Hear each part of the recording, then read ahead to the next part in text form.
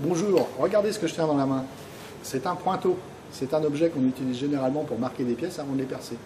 Et dans un atelier, on est souvent confronté à un problème récurrent. C'est le problème de leur disparition mystérieuse. Qu'à cela ne tienne, je vais vous montrer aujourd'hui comment on peut faire pour en fabriquer un vous-même.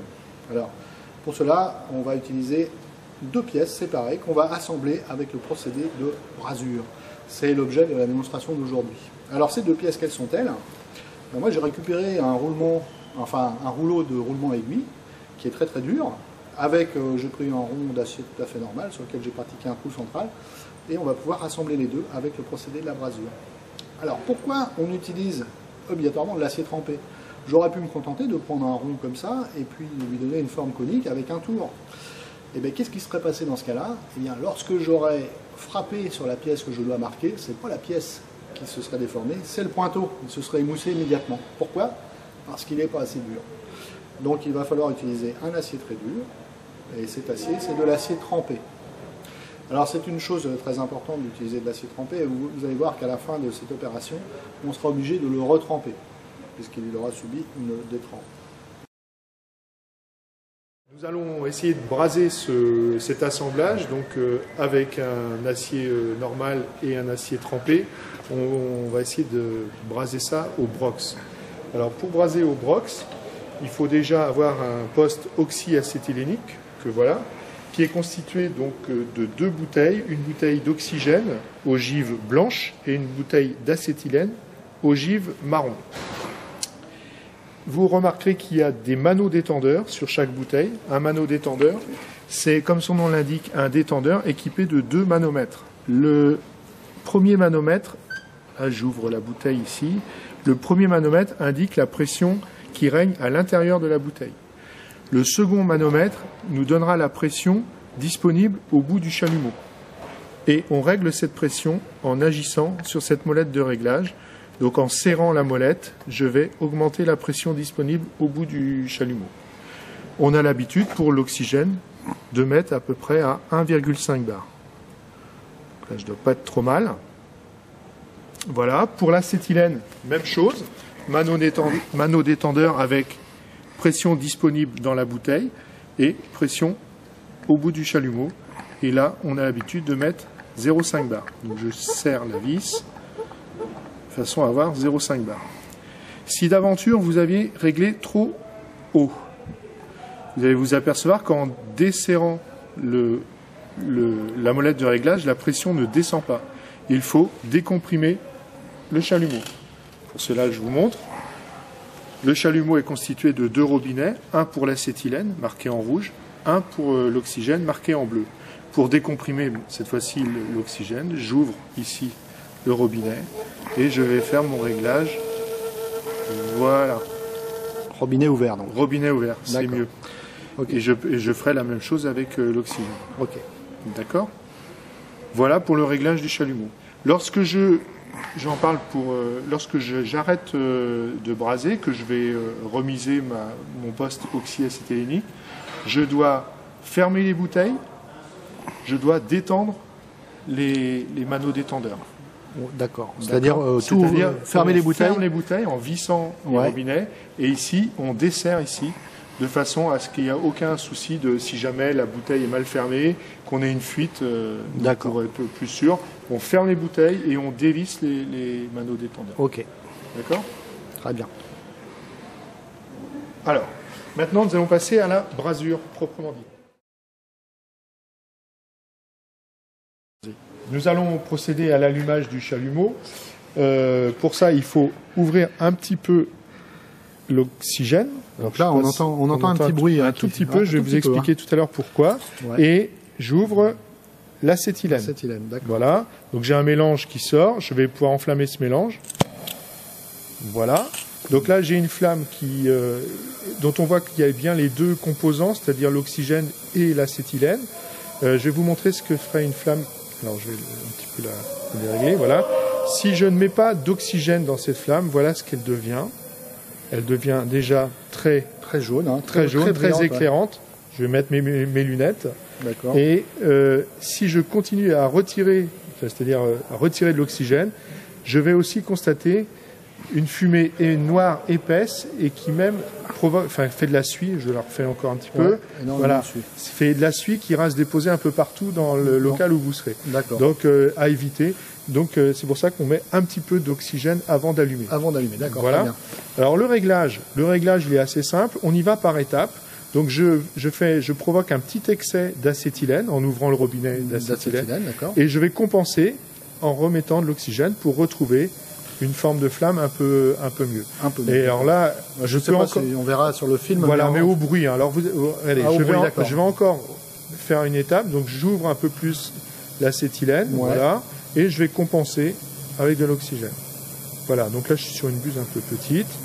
Voilà, et là, voilà, j'ai une flamme qui est à peu près bien réglée. Donc on pourrait modifier le dard, vous voyez ici, là. Ouais, alors je sais pas si on verra, mais on peut modifier la longueur du dard. Il faut que le dard fasse à peu près 3 à 4 cm. Voilà, hein. selon là, parce qu'en fait, on va utiliser cette partie-là du dard pour chauffer notre pièce. Ouais, alors faut dire que là, on le voit pas, mais quand on a des lunettes de soudure, enfin moi je vois pas par exemple, peut-être qu'à la vidéo on verra, hein. Il faut dire que la flamme est composée de 3 parties. Voilà, je vais essayer de le montrer avec les lunettes de soudure, je sais pas si on voit bien.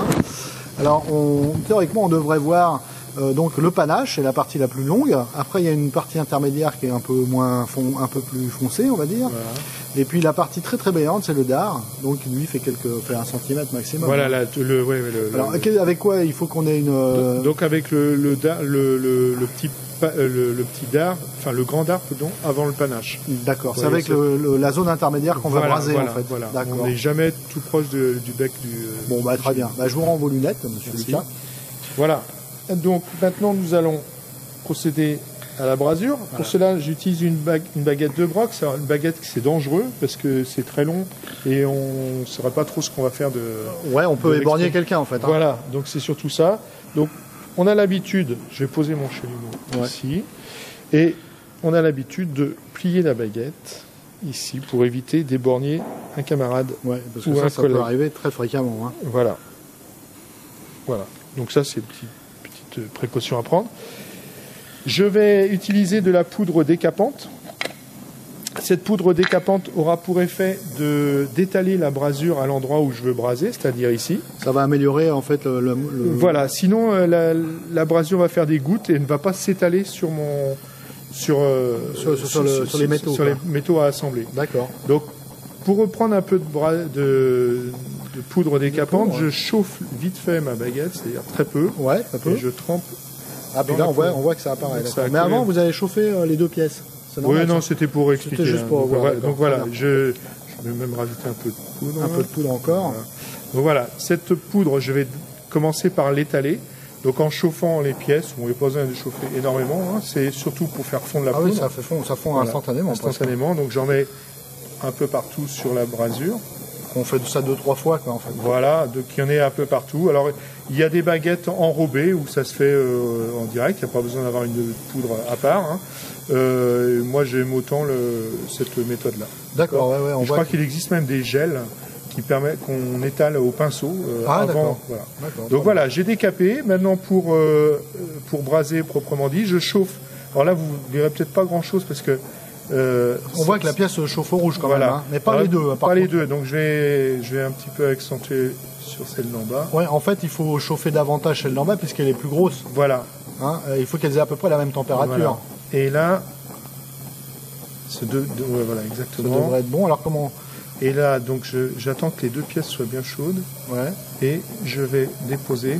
Ah oui, là, d'accord. Là, je sais pas si on voit bien, mais en tout cas, effectivement, on voit que ça s'est déposé. Ça s'est bien déposé. Je tourne autour de ma brasure.